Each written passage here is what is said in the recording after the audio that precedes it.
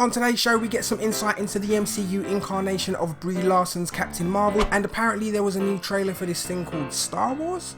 I've never heard of it either.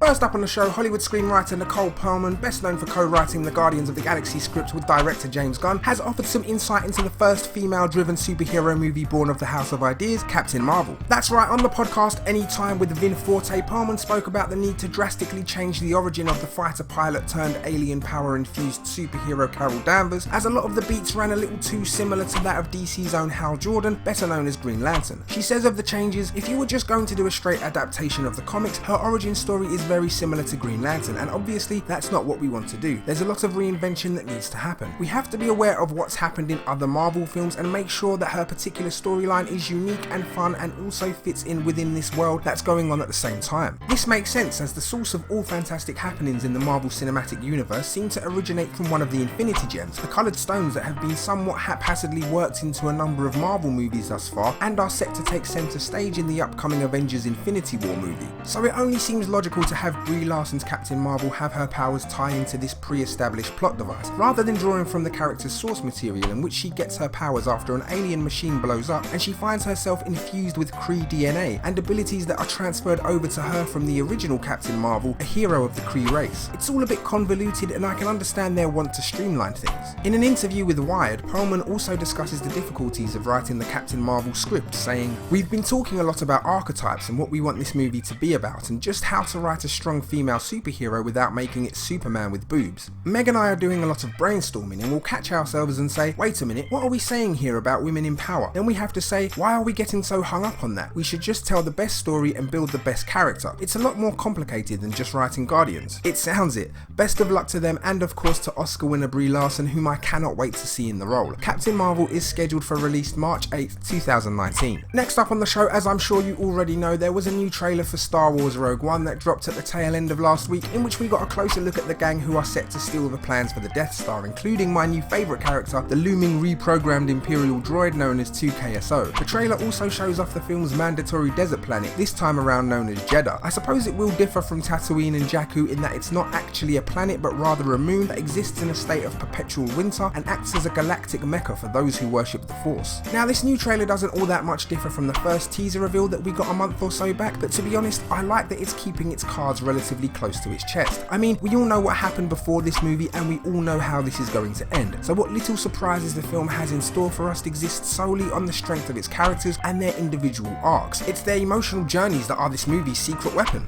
The trailer manages to reinforce its war movie vibe without being too dismal, and of course it gives us a glimpse of Space Hitler himself, Darth Vader. It remains to be seen exactly what director Gareth Edwards has in store for the galaxy far, far away, but I'm really looking forward to finding out. Rogue One, a Star Wars story, is scheduled for release December 16th, 2016. And that's it for this episode of Not News. Thank you all so much for watching, and please make sure to hit that like button down below, as it really does help the channel to grow. You can also subscribe to the channel and keep up to date with all future content as and when it comes out each week. Thank you all so much for your time, and I'll see you again on Wednesday.